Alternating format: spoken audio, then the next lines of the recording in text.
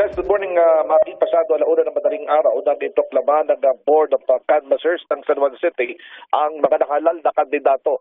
At kabilang sa ipinoklama, ang incumbent mayor na si Francis Zamora na nakakuha ng 57,998 na boto.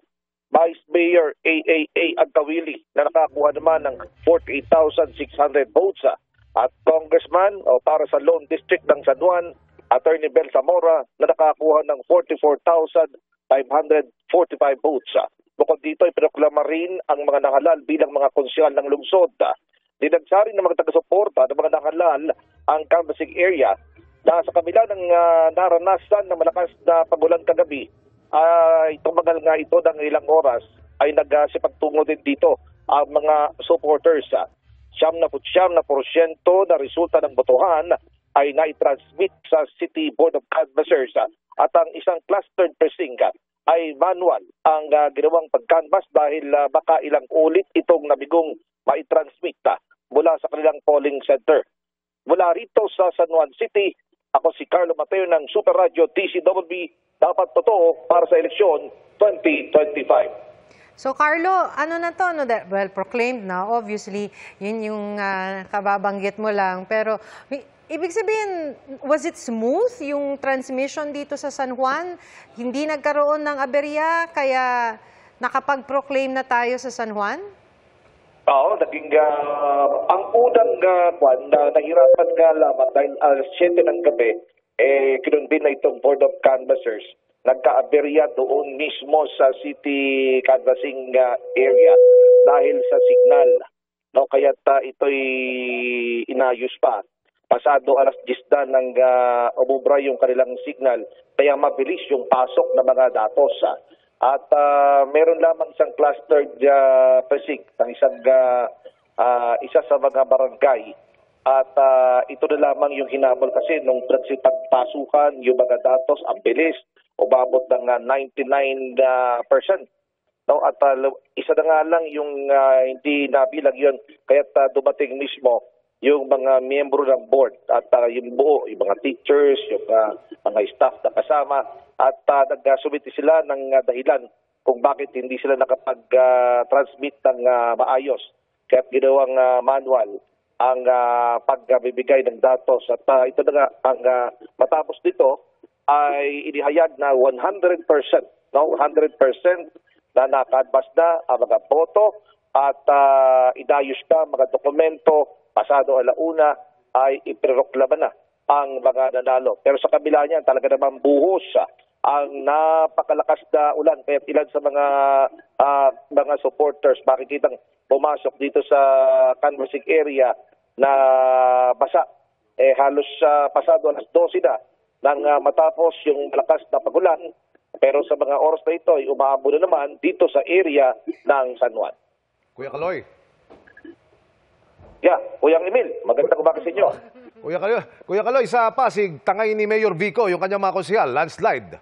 Nakuha na ng 6 na konsyal niya sa District 1, gayon din sa District 2, panalo lahat. Diyan sa San Juan, naipanalo din ba lahat ni Mayor Zamora? Yung kanyang mga konsyal? Dahil yung kulay nung nagsipagpanikan sa taas, halos iisang kulay, iisang uniforme. Mula t-shirt hanggang sa sapatos, pare-parehas. So naipanalo rin lahat ng kanya konsyal, yung kanilang home ticket. Naipanalo rin lahat yung kanilang slate. Yun ang nangyari din dito sa area ng San Juan. So Carlo, remind us lang kung kumusta ba yung naging laban dyan during the campaign? Naging mainit din ba yung kampanya, yung tunggalian nila sa politika dyan sa San Juan? Yung binabanggit ng iba, medyo may init din. So, depende sa tumitingin Pero ang sabi ka ng iba, nairaos pa rin kahit parang nang maayos. At hindi naman na halos nagbatuhan ng abutik yung mga magkakalaban. Alam mo naman, itong San Juan, hindi naman siya ganun kalakihan. At halos magkakilala rin yung mga tao dito. Alam mo, kanina, Carlo, nabanggit mo na biglang lumakas yung ulan. So, parang ang naisip ko kumusta yung mga teachers natin, yung ating mga electoral board na sana naman ay wala na ngayon sa munisipyo ng San Juan? Oo, yung mga politiko, nag-enjoy na dyan sa Kasi entablado, may proclamation na. Kumusta yung mga teachers natin, Carlo? Oo. Alam mo, habang yung tanong mo na yan, habang nagpo-proclaim, may ilan pang mga teachers na dumarating sakay ng mga pampaserong jeep na kanilang nirentahan. Oo, dahil nga, siyempre, kinakailangan dalhin yung mga dokumento. Noong kasagsagan ng ulan, yun yung oras na dumating yung isang, yung grupo, yung board, yung electoral board, na kung saan hindi nila i-transmit yung kanilang yung mga boto. No, kaya pa sila yung kasagsagan yun, kaya nakita ko pa halos medyo basa pa yung ilang mga teachers.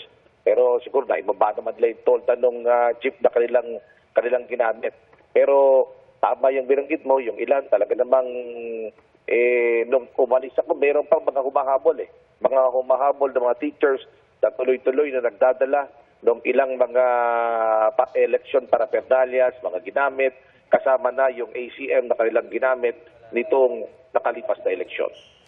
Kuya Carlo, si Rafi ito, no? Yung mga nasa entablado kanina, tinitingnan namin yung video na kuha mo.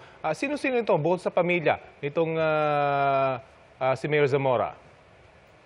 Yung iba, halos hindi ko rin kilala na yung iba. Pero ito, yung mismong team na kasama dun sa mga nanalo, mga konsihal. Oo, mga konsihal, mga nandun. Tapos, sa unang mga pagkakataon, meron ding ilang miyembro ng pamilya na nandun na sumama.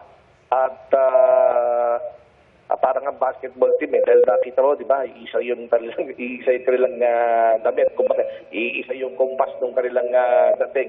At habang sila ay nasa entablado at ipinurok naman ng miyembro ng board. At of course, kapag sinabing San Juan, ang nakakabit dati dito ay ang apelidong Ejercito at Estrada. Para sa mga hindi nakakaalam ng politika sa San Juan, ano na nangyari? Hindi pinalad, Hindi pinalad yung merong ehersito, no? Tingnan ko yung mga notes ko.